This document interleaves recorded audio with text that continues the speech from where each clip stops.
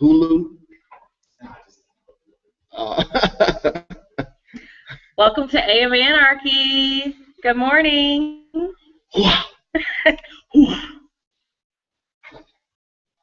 So, welcome to Exclusive Wireless Presents Anarchy. I am your host, Miss AvaBella, sitting next to James Christos. And you can find us on the Twitters. Mine is at Miss AvaBella. His is at James Christos. Very simple, very easy to find us. So I guess right now you're either watching direct from our YouTube channel, youtube.com/AnarchyTV1, or you're watching live from Google Plus in the Hangouts. If you haven't already, add us to your circles. We are broadcasting live here from our sponsor, Exclusive Wireless in beautiful Midtown Kansas City at 3724 Broadway.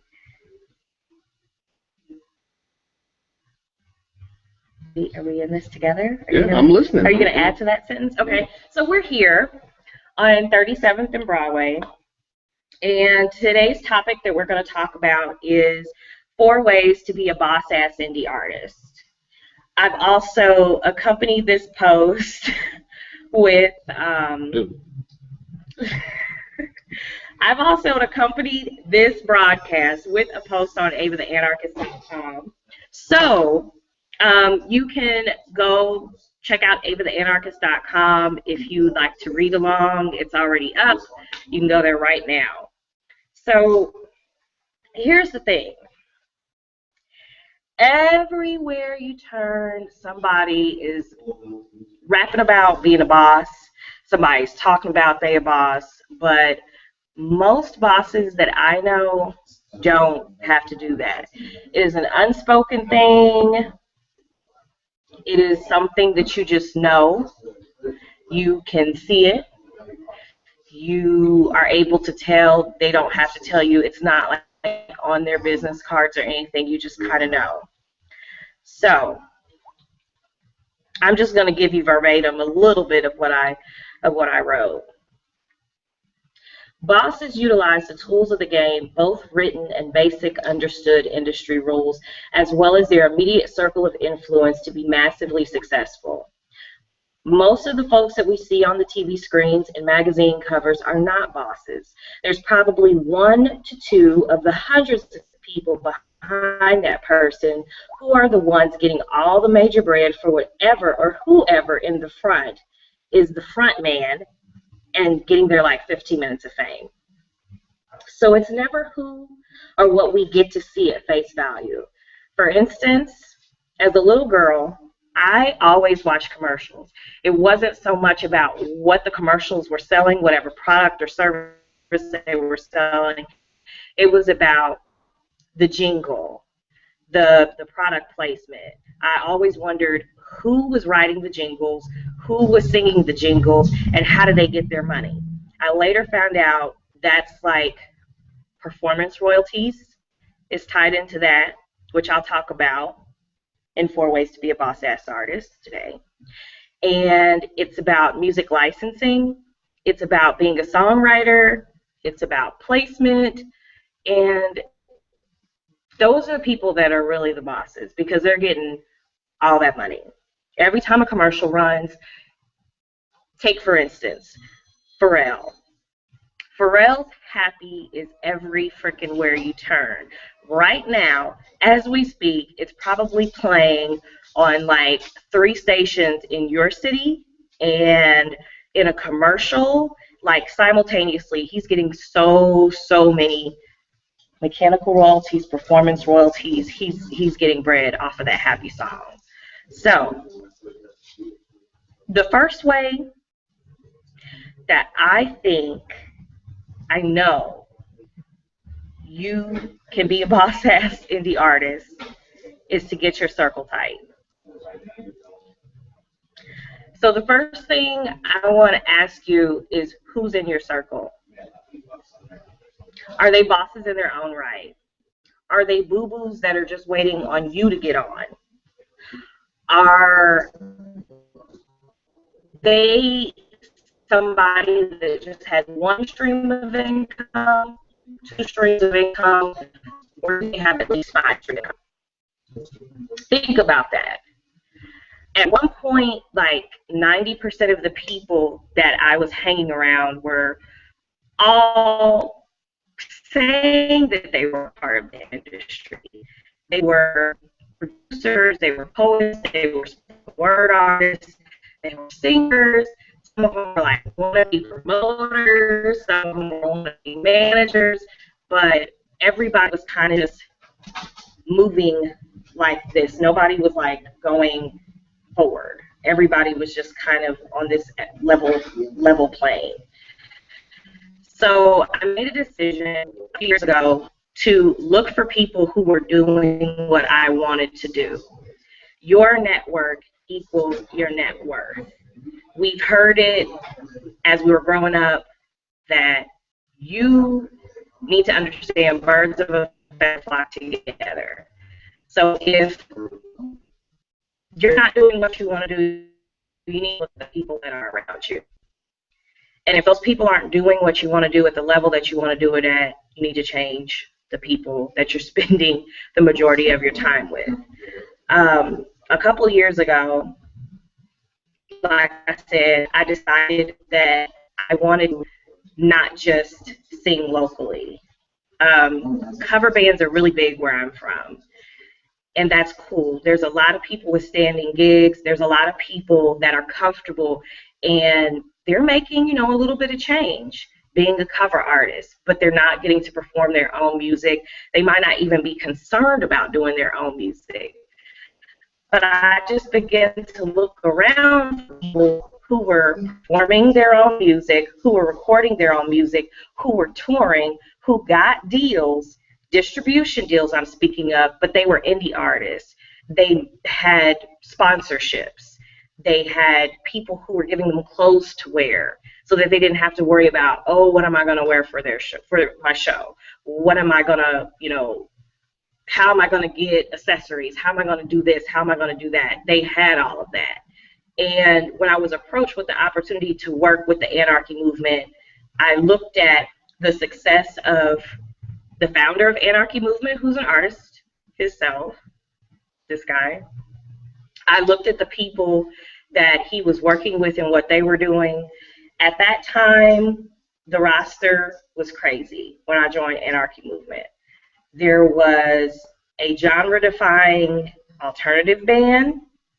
There was about 4 MCs that were like really, really lyrically impressive. Their beats were dope. Everything was like radio ready. Everything was properly mixed, mastered, engineered, the whole 9 yards.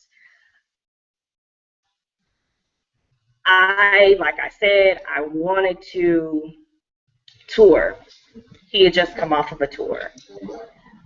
He had merch. None of them people on the roster at this point, just to clarify that. Yes. And so when you ask about who's in your circle, I'm going to be totally candid with y'all. My circle is like a dot right about now, because none of those people that we had when she came on are with us right now. Not saying that we don't have relationships with some of them, and it may continue to do something in the future, but as of right now, there's no formal agreements with anybody. But can I ask you this? And I'm not trying to toot my own horn. I'm not talking about it. I thought this was going to be like a question and answer. It is. It is. You just kind of dialogue, so I didn't know if you just... I'm getting to it. What was it that made you decide that you were going to be different than the other artists that are in this area? What made you decide to go on a tour? Was it just the most logical next step? No, the thing about it was, as a kid, I always been in groups, like rapping groups, dancing groups, breakdancing groups. I was always in groups with people. And when I went to school, when I graduated high school, went off to college, I was in a group when I was in high school. I was always the youngest, everything. So I was the youngest, and I went off to school, and the other members of the group kind of did their own thing. Some of them were still here in Kansas City. Some of them were just moving about the country. And as the youngest in the group, I was used to being in a position of kind of being led, you know, by them, you know, and came to a point where one of the guys in the group moved to New York, and he invited me to move out to New York. Well, we went out to New York together and visited some friends we had out there, and it was kind of presented to us to like basically join their movement out there. They were Kansas City cats. They were living in New York and Brooklyn, and you know, they basically wanted to bring us on as an extension of their company and their label or whatever, and put us under their wing and their tutelage because they were older than us. They had more experience in the game. So my friend and I went out there, and we, you know, we just navigated through New York and saw what it was about, saw what the people that we were out there were about. And I'm not going to go into too much detail, but, you know, this hip hop thing and rap thing is always closely associated with street activity. And they were looking for not only artists, but they were looking for people to kind of roll with, to actually have a physical presence on the street. So they was looking for those young soldiers like that. And I didn't have any problem with that at that time, and I still don't with it now, but it's all about who you're associating yourself with, who you're being a soldier, captain, or general for, you know. My impression from leaving that situation was I wasn't too sure about their leadership. My friend, on the other hand, decided to go back, and he moved out to New York, and I stayed back here in Kansas City and stayed in school well, not Kansas City, but I stayed in school. And he went out there, man, and that's where we just kind of split. We had 3 people in the group, well, 4, because it was myself, 2 MCs, and a DJ. And when he went out there, that was one split. The other artist that was part of the group, that was actually the leader of the group, he he was back and forth between St. Louis chasing chicks, you know what I'm saying? And that was his thing. So long story short, I was kind of left with on my own, you know what I'm saying? Just kind of used to dealing, being the youngest cat, getting the tutelage of older guys that are more experienced in the game, and you know, then I was left by myself. So as a musician or a vocalist or a performer, the decision was like, okay, well, do I stop making music? Do I stop trying to pursue what I'm doing because they're gone and wait for them to get back? You know, at this time, I'm probably 18 years old. So, you know, I'm pretty young. And, you know, I made the decision that I guess I'm going to have to do this by myself. You know, the guys from New York, they were still constantly hitting me back and trying to, and I just didn't feel right about the vibe. And down the line, my friend that went out there, he actually ended up having a terrible experience with them that was on some real life or death type stuff. Like, it got real gully, and I just was able to see that ahead of time. And so that's what it was, man. I mean, it wasn't a decision to be different. It was just the decision was made out of necessity. Either do it on my own or don't, or stop, or wait on somebody else. So my frat brother and I, Gary Howard, another friend of ours, formed Equator Records, basically, which was a spinoff of a concept that my previous group had, you know. And you know, so we just started that, you know, and it just went from there. We put out the first project, and from that point, I just started learning how and what I needed to do it on my own. And I know you made a comment earlier about bosses utilize the tools that's available. And I think, I'm not calling myself a boss, man, like that's left to other people to interpret, but I think that bosses create the tools that people use. You like, if you're somebody that's using the tools, then you're automatically under somebody else. So bosses are resourceful. Right, exactly. Yeah. So I mean, that's it. It wasn't like I didn't want to be different. I had to do it or stop. So I think that leads into a little bit of history that I gave in the actual article that I did.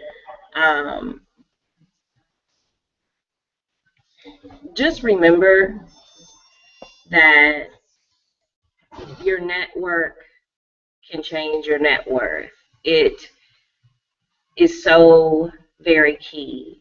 If you recognize that there are weak links They're not gonna make the machine operate like it should. The machine cannot operate as it should when there are weak links. You have to get rid of those weak links. I mean, and when I say get rid of, a lot of times, I almost had to catch myself because I cuss, but people will cancel themselves out. You just keep moving and using the momentum that you have within you. Be resourceful. Continue to make those contacts. Continue to change your circle of influence. It's only going to help you. And those people who cannot keep up will fall off. Those people who are supposed to get on board will get on board. The second point in 4 ways to be a boss-ass indie artist is to get your calling cards. A couple things that we've talked about in this show that you need are the media that your music is actually on. But along with that, that's one of the tools. Along with that is your business cards, it's flyers, it's your music. You need CDs for your fans. You need, we've talked about USB flash drives for the DJs and for industry business professionals. I feel like as an artist, after a certain point, you probably should not be leaving the house at the least with 100 business cards. 100 business cards. You should have one sheet.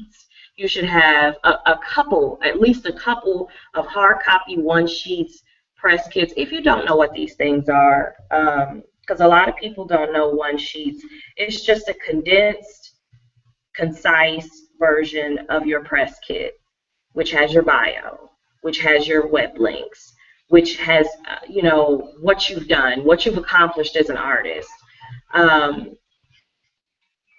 As I said before many times, we consult artists. I write bios for people. I do websites.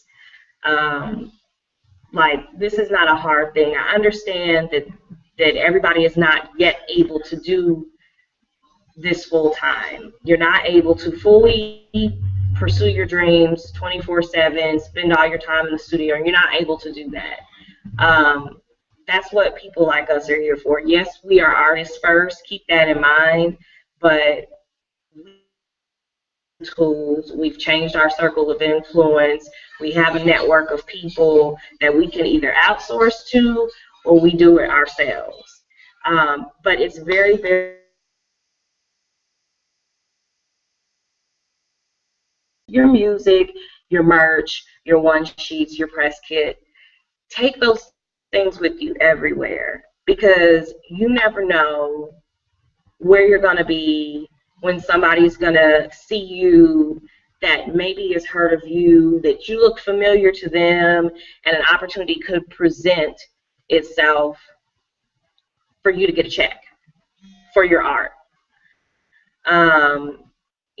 My family knows now. If we go to lunch, I'm going to have my business cards. Somebody's going to make a comment either on these earrings or this hair or something, and that's going to be a conversation starter to what I do and where I'm going to be performing next, what's going on with the Anarchy movement. Use those opportunities. Get creative with every aspect of your marketing and your brand. What can you tell them about the Anarchy movement logo? The logo is basically when I went to my graphic designer, I told him that I wanted a logo that not only symbolized the name of the company but the mentality of it, and actually was a maybe like something that could be like an iconic symbol. I wanted to go with something that was a symbol that was like something you could take the name of the company off of it, but put the actual logo image on something, and it would still be recognizable. So that was the ideal behind it, was just to make it a symbol, something that people would want to have on stickers, shirts, hats, draw themselves once, yeah, any type of merch. That of course, we sign off on, but it basically symbolizes the anarchy movement. What our logo actually is it's kind of controversial because people look at it like, oh, you got these angels with pointy wings on there and a circle and an A and it's anarchy, and it just looks demonic or Illuminati-ish or whatever, but really, to be honest with you, the symbol was made just to kind of be a representation of a mentality. The mentality is basically, like I stated earlier, bosses to me make their own tools.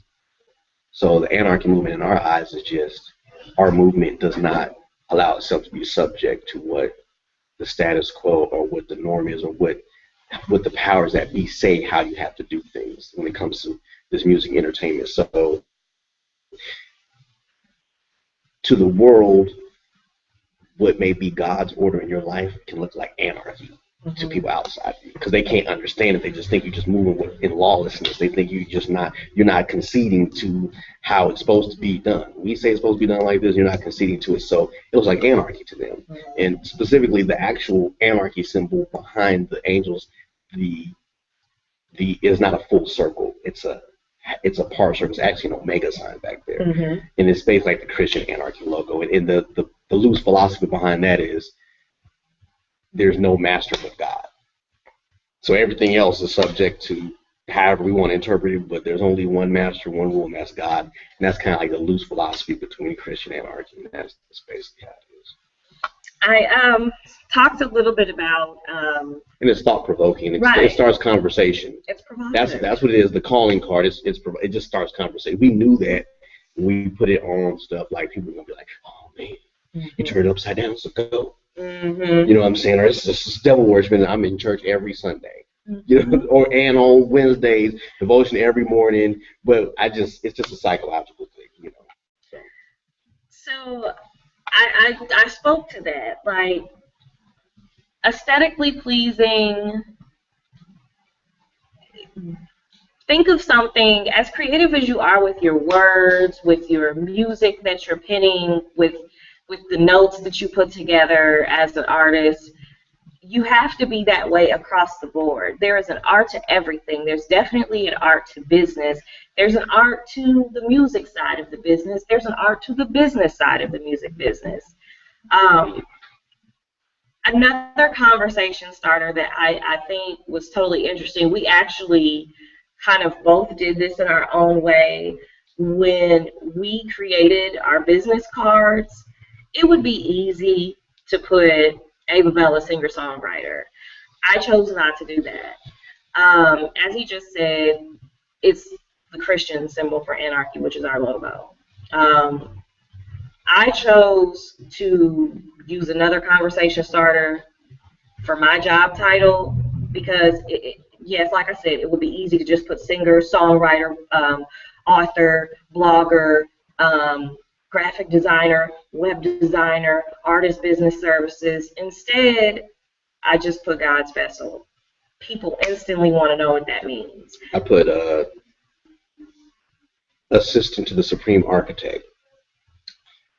So it's just everything you do, basically, what she's saying is like, in regards to your calling card, literally and figuratively, it's got to be something that draws people more into it, what you're doing. I think is what she's trying to say. Yeah, they're going to ask. So, number 2 was just get your calling cards, take them everywhere. At the very least, again, whenever you step foot outside of your home, you should have your cards. Once you're fully functional, you should really not be seen anywhere without merch, music, flyers, and even a few hard copy one-sheets or press kits. You never know what opportunity you'll be presented with, so be prepared. Okay, number 3, get your social media together. I talk a lot about social media. Social media, pause, The long name of social media, everybody shortens it, is social media marketing. It's a form of marketing. So just like one sheets are marketing materials, press kits are marketing materials, business cards are marketing materials, flyers are marketing materials. Your social media, your Facebook is a marketing material, your Twitter is a marketing material, your Reverb Nation is a marketing material. Social media does not start and end your marketing plan. Social media does not mean that you need to stop watching right now and go click on one of those eggs on Twitter and buy Twitter followers, purchase YouTube views, Facebook likes. That is not what it's about. Newsflash, we've heard this so many times during the DJs United Conference. They had several different panels, but especially from the social media evangelists that was on site that had 2 panels, very heavily connected within the industry. Record labels, anybody who's going to give you money, who's going to cut you a check for your music, are going to know when your YouTube views are fake, when your Twitter followers are not real, when your Facebook likes are padded, when your numbers and your stats are not properly earned. What was that thing you said to me the other day about, you said something about if someone has so many followers, then you don't follow them back, they send you a follow request.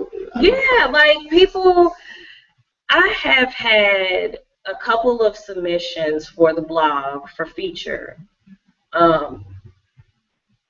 For feature videos, I do the video of the week, and they're like, I already gotten like, we just put it up this morning and it's already got like 20,000 views. No, you don't. No, you don't. If you already have 20,000 views, you bought them. If you have 20.9K Twitter followers, I'm not following you back. If you follow Ava the Anarchist blog, I'm not following you back from my personal Twitter account. And this is directed towards indie artists on the come up. Yeah. I mean, obviously, if you're somebody like a Jay-Z, I mean, those are real people. Those are real. So you know, but if you're an indie artist and no one's heard of you, or you know, you're not buzzed to the point to where it's at least a big regional buzz and those numbers don't match, like. Nobody wants to be a part of those 20,000 followers that you bought.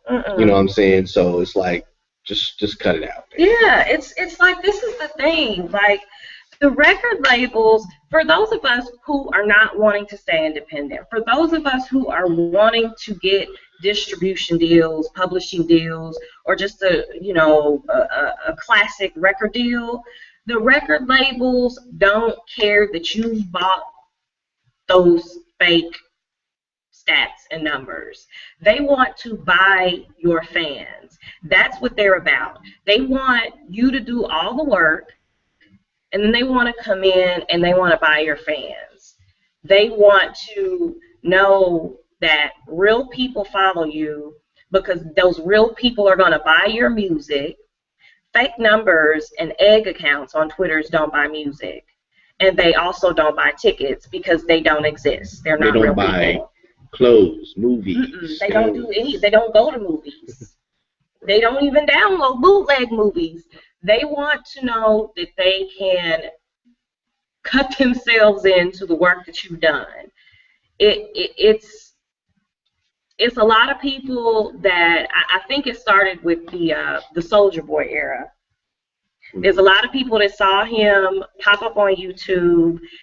He, created this dance, but he did the work. That was like real work. I'm not a Soulja Boy fan, but I will say that was real work of getting the buzz generated, sustaining it, and then they came knocking. And then there was a bidding war, and somebody won, and so now we know who Soulja Boy is. But it's not, that's not how you're gonna get on. Like it's that was for him. That was his formula. That's what worked for him. So I always say, find your own formula.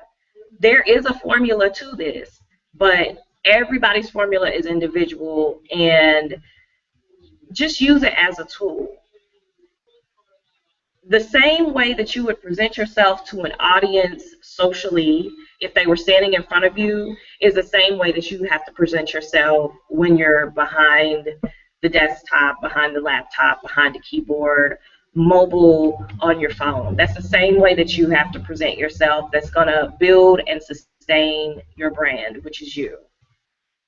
You are the brand, you are the business, your product is your music, thus the name music business. So social media is a tool, it is not the tool. Number 4, and the final way to be a boss ass indie artist, was get your business straight. So, are you popping and locking? Okay. Mm-hmm. So, like I just said, this is the music business. Every business sells something. For indie artists, that something is music. But did you know that you need to protect your music? You need to protect your thoughts. You need to protect your words. There is a thing called a performance rights organization. For short, it's called a PRO. There are a few PROs in the U.S. There's ASCAP, there's BMI, there's CSAC, and now there's Sound Exchange. That's the new guy on the block. There is ACEMLA in Puerto Rico, and then there's about 50 other countries that have 1 or 2 PRO, performance rights organizations, that govern how a singer-songwriter, a performer, a musician of any kind gets paid. Coming up as an indie artist, you're not always going to get the paid gig starting off, but there is a way to be able to get paid when you perform live. You may not sell a whole lot of merch, you may not sell a whole lot of music, but check out the article. There is a way for you to go do a show at a club, go log on to your performance rights organization's website, put in some information, and you get a royalty check. People think that you have to wait until you're national artist in your face, you're on TV, that status, Jay-Z, Beyonce, Pharrell. You don't have to wait until then to get a royalty check. BMI Live cuts my checks, and it comes to me direct deposit quarterly. Every penny counts. Every dollar, every dime counts. So I definitely, first thing, you need to, as an artist, become a member of a performance rights organization. You need to be active. We talked a little bit about relationships in the last couple videos. You need to form a relationship, find out who is going to be your representative for your region, and form a relationship with that person.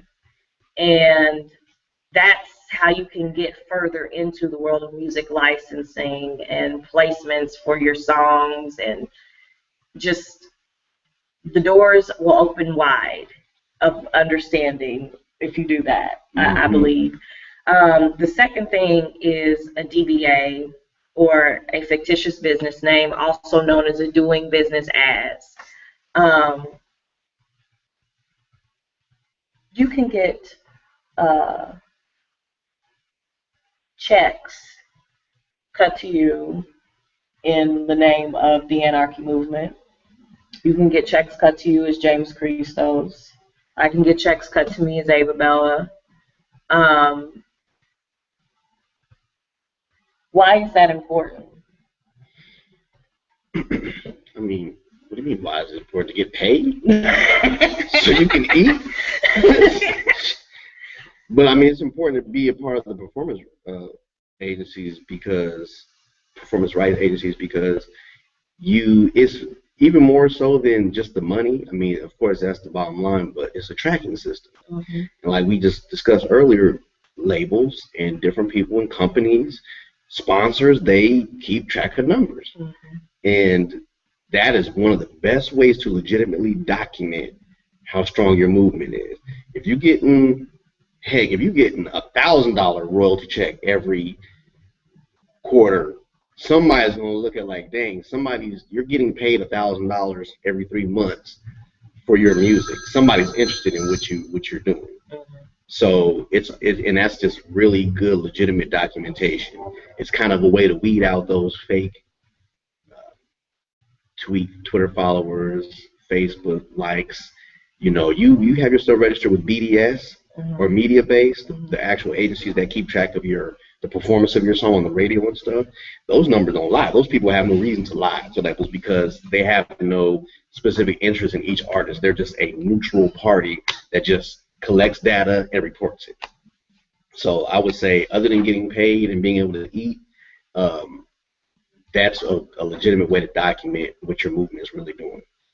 And I think it's important because there shouldn't be a barrier. I mean, like, it's important to eat, it's important to get paid. And there shouldn't be a barrier between you getting your money when you're done with your show. Like, they should be able to, AvaBella, and just write that on that check, and there's nothing standing between you and your money. Like, there's so many ways to skin the cat of the music business, the indie music industry, and it's very simple. Like I said, I joined the Anarchy movement. I signed with the Anarchy movement because they were doing things that I wanted to do. I wanted to get a record deal. I wanted to get a distribution deal. I wanted to get a publishing deal. It had already been done by the founder. There was just movement and motion going on that amounted to good business and boss-ass-ish. Okay, so basically, in closing, first, you need to get your circle tight. Number two, you need to get your calling cards, your marketing materials, and have them with you everywhere. Number three, get your social media together. Get your social brand equity up. And four, get your business straight. Join a performance rights organization, start getting paid for the work that you do on the stage, and register your name, register your business entity. Yeah. Do you have anything to add to that? I think that's a good start.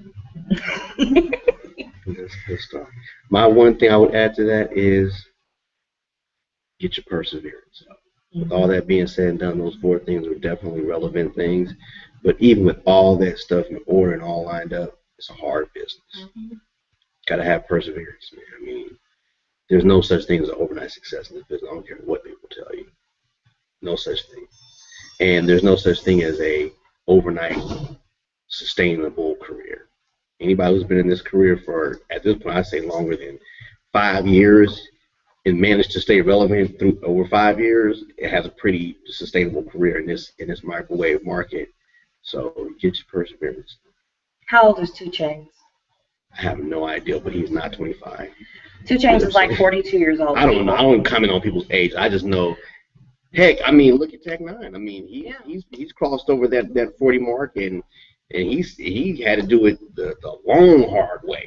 You know what I'm saying? So don't even get, like I said, get your perseverance up. Yeah. You know, straight up. Yeah. Success is a winding, bumpy road. It is not a straightaway. There's gonna be some turns, some exits, some stalls. You're gonna run out of gas, but you got to find the gas can, the money to get the gas, and you have to fill the car back up, and you have to keep going. It's not gonna be easy. Like you really need to understand that the art and whatever you're creating is like 10% of this. Everything else is business. It might be 5% art. Word up. So yeah, that's all I got. Shout out to Exclusive Wireless, our sponsor. Y'all can come by. We've had a few people stop in already this morning. 3724 Broadway. Again, we thank our sponsors. Shout out to Space Case Ravaski. No. The name of this clothing line is Rock Hill Social Club. Rock Hill Social Club. Space Case Ravaski is what I was wearing. That's just a part of one of the lines of the club. My man Abe Sapien. Rock Hill Social Club. Oh, born and bred in Kansas City. Can I shout out to the Red Carpet Boutique in Midtown, Kansas City. She gifted me with some accessories for my birthday, and I'm wearing my ear cuffs.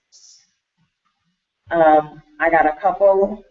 I'll be wearing the other one. These are the gold, and yeah, she's got some dope stuff. Also in Midtown, KC, beautiful, beautiful boutique. So check them out. Thank y'all for tuning in. I'm Miss AvaBella. That's